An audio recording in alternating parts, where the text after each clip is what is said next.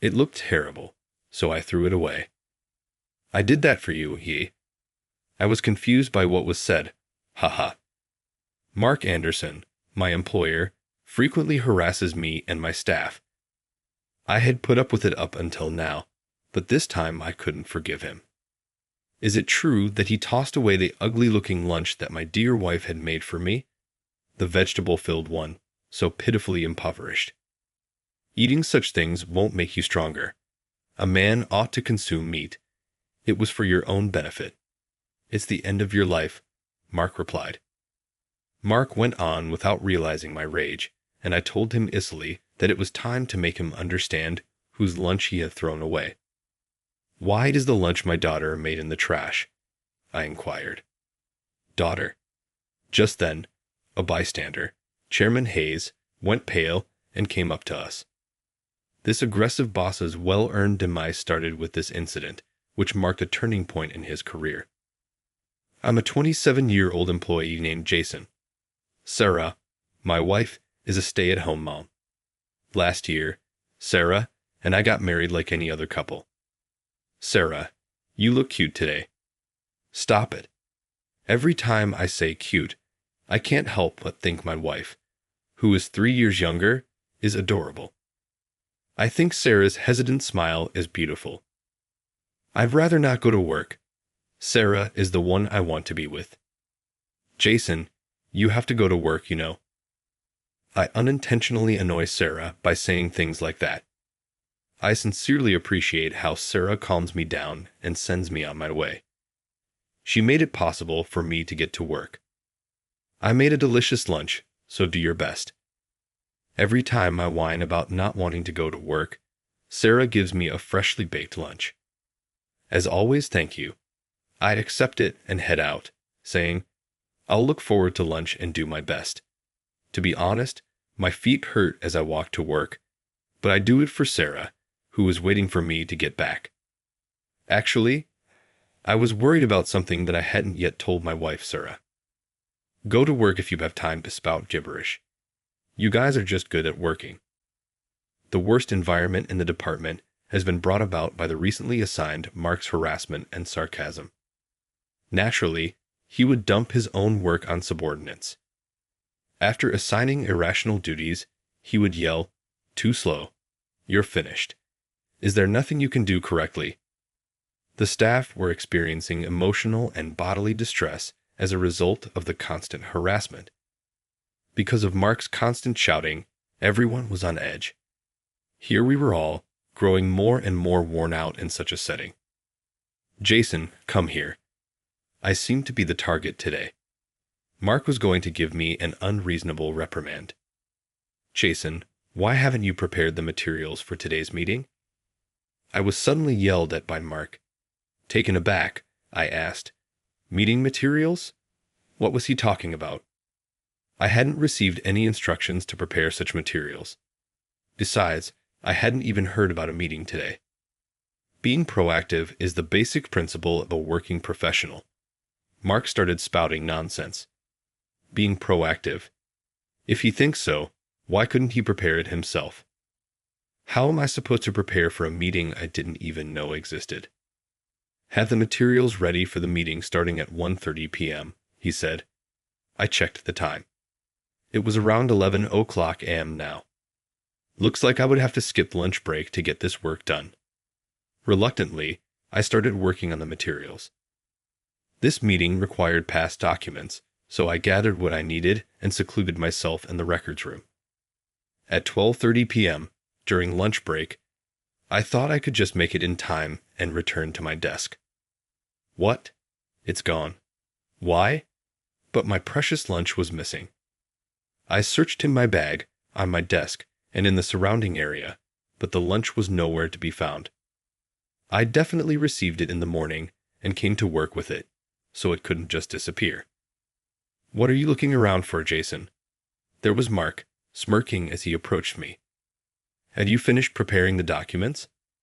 I've gathered all the necessary materials, so I just need to put them together. Seemingly dissatisfied with my response, Mark clicked his tongue, but soon smirked again. Looking for something? My lunchbox is missing. I answered honestly when he asked. Oh, that. I threw it away. What? You threw it away? I involuntarily raised my voice in disbelief. What did he just say? He threw away my lunch. That pathetic lunch full of vegetables and looking poor. Eating that won't give you any strength. A man should eat meat. I did it thinking of your well-being, Mark said, smirking as he spoke. I was so angry I felt like I could explode. I could feel my clenched fists trembling. Your life is over, I thought. It was then, as I coldly confronted Mark, that someone interrupted. Excuse me for a moment. Oh, Chairman Hayes. Chairman Hayes walked in at that moment, his face ashen, and he was holding a wrapped item in his hand. I recognized the wrapping. It was the wrap for the lunchbox I had brought. That's my lunchbox. Thank you. Where did you find it? I asked as I received the lunchbox. It was in the trash can in the hallway.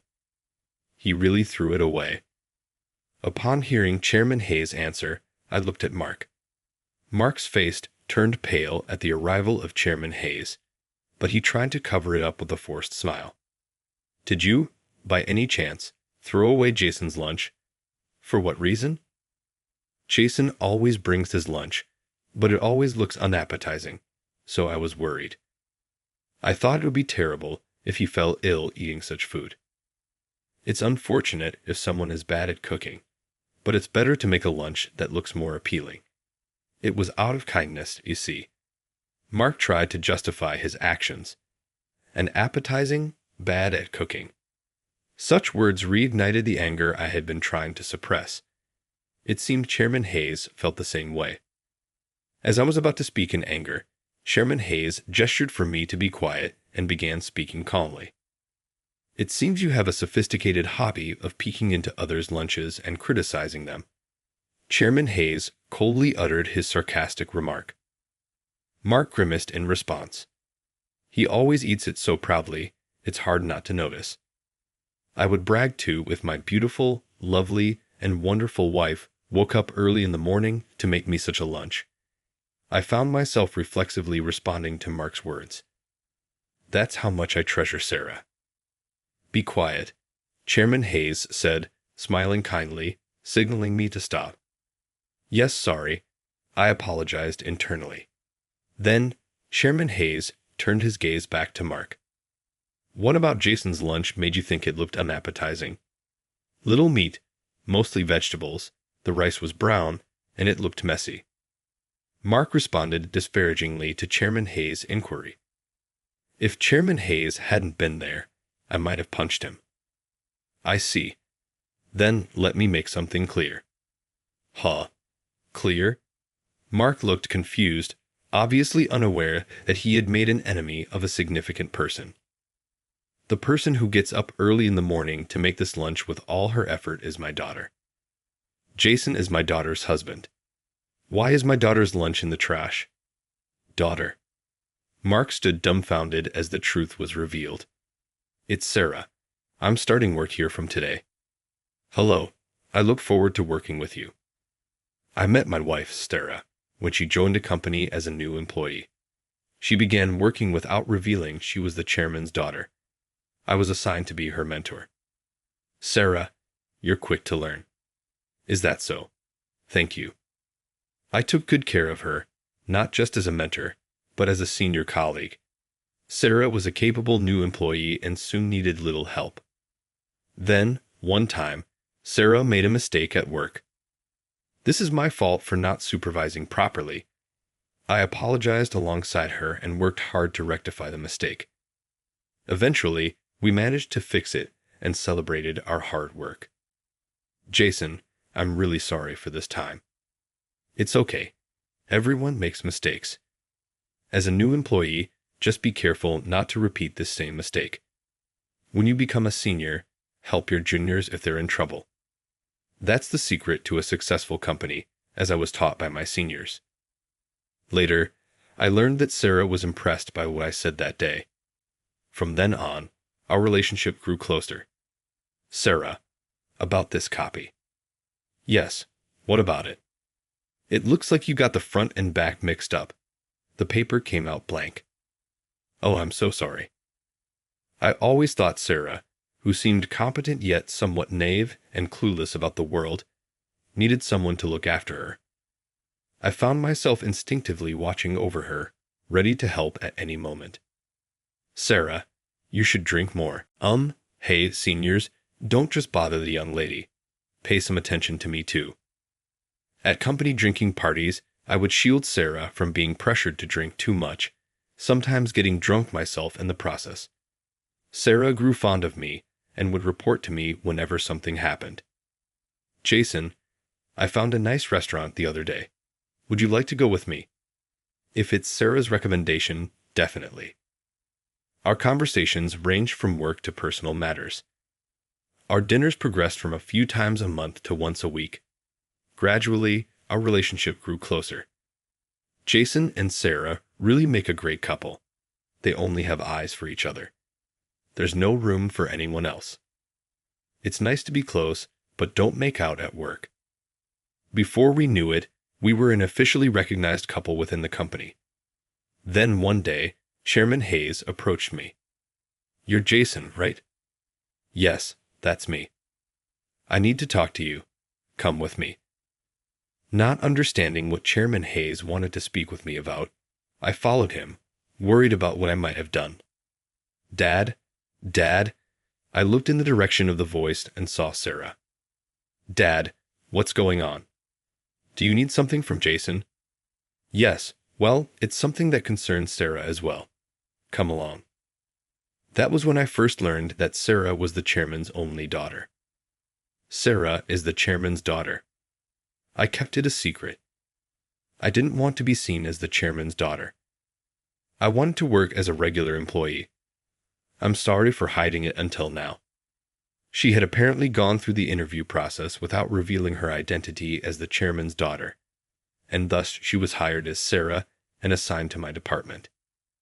Indeed, if everyone knew she was the chairman's daughter, they would have treated her differently. I might have also cared for her in a different way.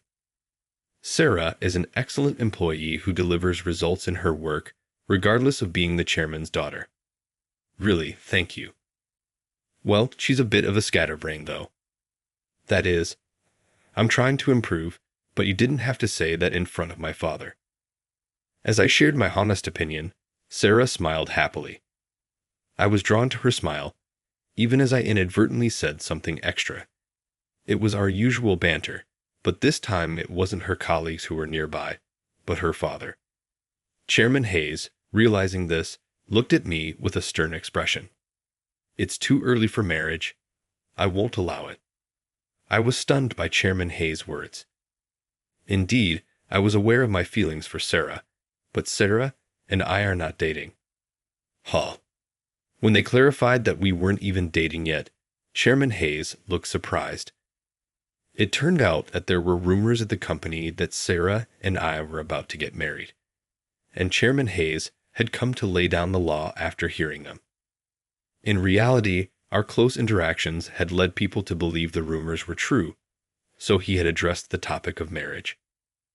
But I do think Sarah is a wonderful woman, and I would like to date her. Seizing the opportunity, I declared my intentions to Chairman Hayes and then turned to Sarah.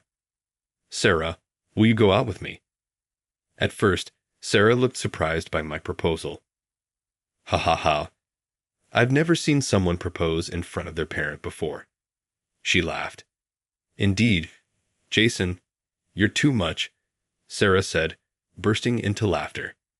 I couldn't help but join her in laughter. Fine, do as you like. Chairman Hayes finally gave in, seemingly disarmed by his daughter's reaction. Soon after, I received a positive response from Sarah, and we started dating. The fact that we weren't actually dating until then surprised many at the company. You're giving off such a sweet vibe, and you weren't even dating, they would say. When I admitted it was all unconscious, my colleagues teased me mercilessly. After a while, we decided to get married. It's too soon, Chairman Hayes exclaimed. Well, everyone said we were taking too long. Chairman Hayes was the only one opposed. No matter if it's 5 years or 20 years, you're going to say the same thing, right? No matter how many years pass, Dad will always say it's too soon for marriage. If I listen to him every time, I'll never get married. Sarah and her mother brushed him off. Officially, I remember Chairman Hayes looking flustered and isolated. I think Jason is a fine young man, but marriage might still be too soon, he said. If you think he's a good person, then just accept it, Sarah's mother said. If you're going to be so mean, I won't let you hold your grandchild, Sarah added. That's well.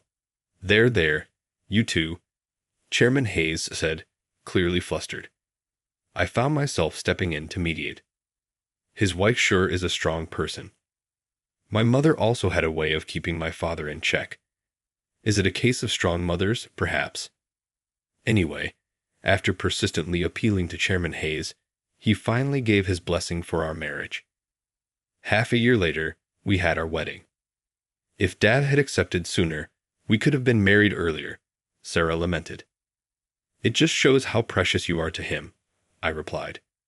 The company accepted us before your own father did. I occasionally have drinks with Chairman Hayes in private. It seems that intervening back then worked out in my favor. It's a relief. Women in my family are stronger than me, he commented during a drinking session.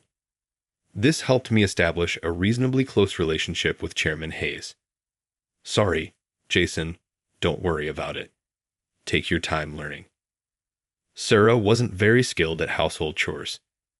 Having lived at her parents' house all her life, where her mother, a homemaker, did all the household chores, Sarah never had to do them herself.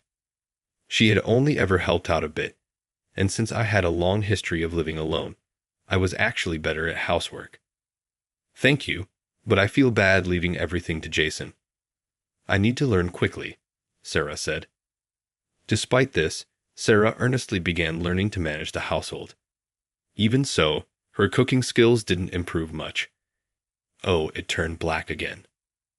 Well, that's common at the beginning. Don't worry, let's try adjusting the heat a little next time. Thus, she practiced by getting up early to make lunch every morning. The lunch she handed me was the result of her efforts. Indeed, it was mostly vegetables, but the once messy dishes were now neatly arranged, and the once burnt omelette, though slightly crumbled, now looked appetizingly yellow. Sarah is improving day by day with her persistent efforts. Every day, she studies cooking and researches how to make it better. Knowing her efforts, I couldn't forgive Mark for his words. How can you say such things without considering the effort of the person who made it? What are you, some kind of critic? I said. Chairman Hayes also knew of his daughter's efforts in cooking. He mentioned buying her cooking books and recording videos of his wife cooking for her. She did not have any knowledge of housework, and he seemed to feel guilty about it.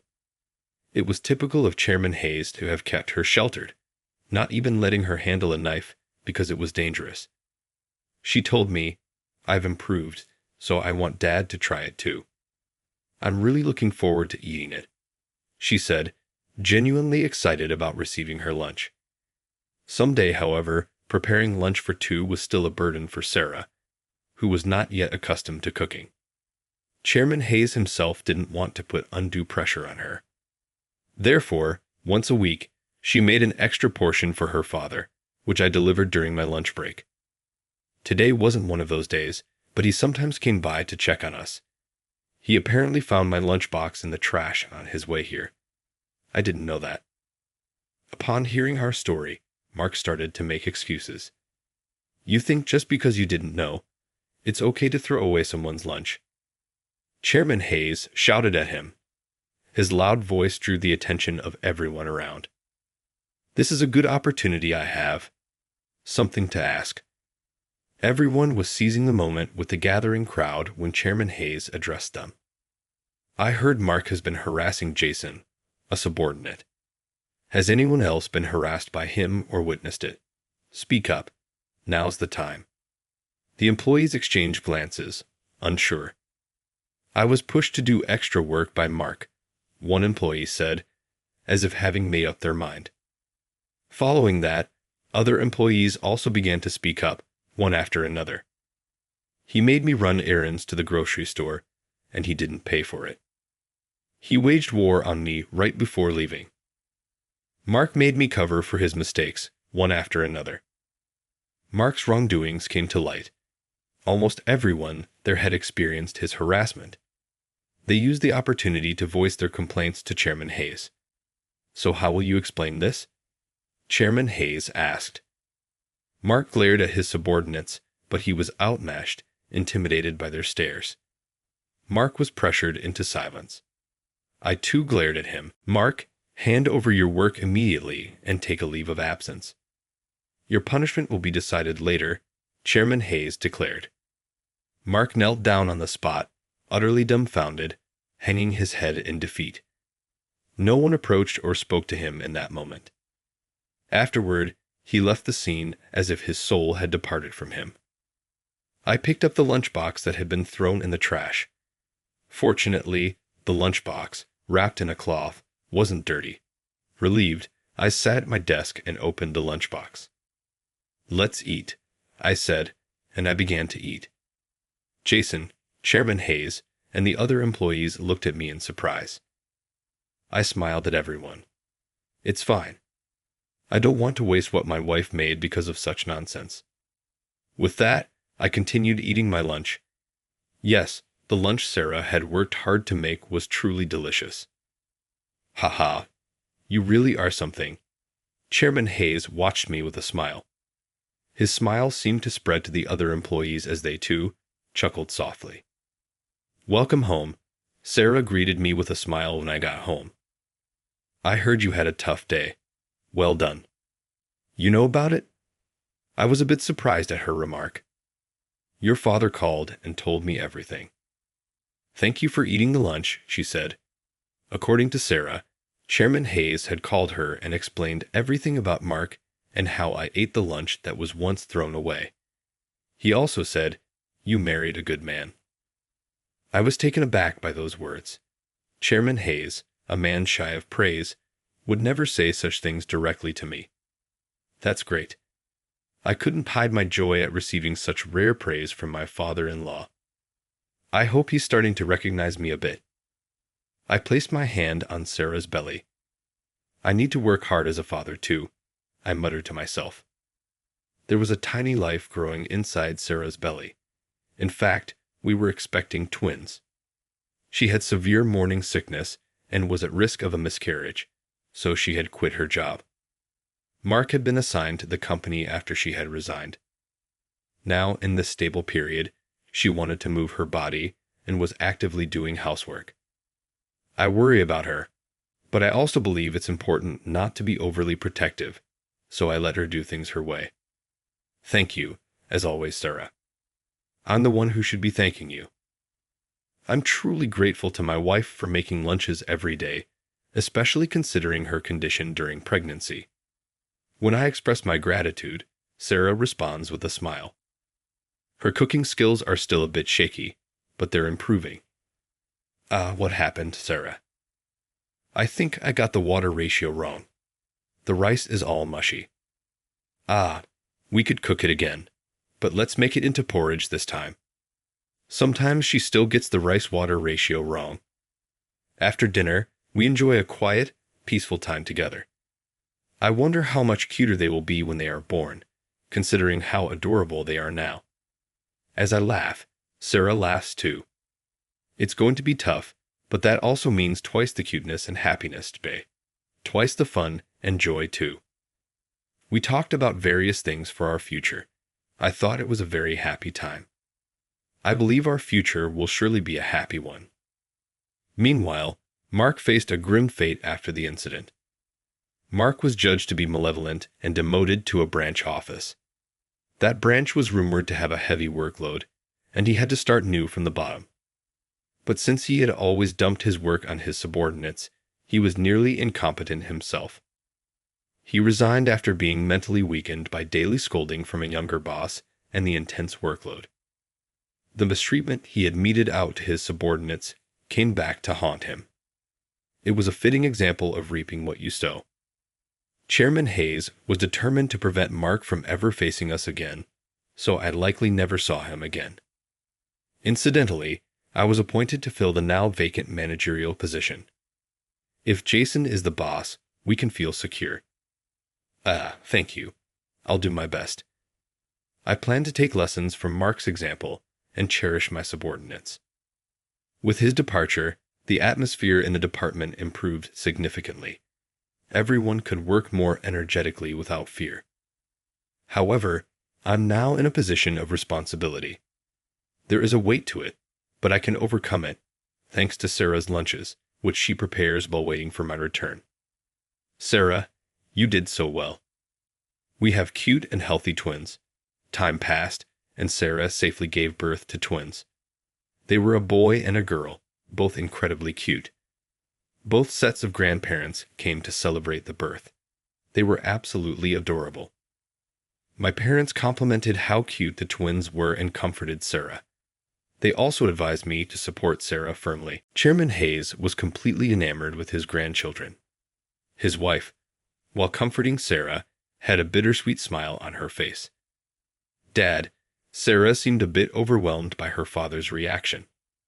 I smiled, feeling blissful. I'm happy with my family.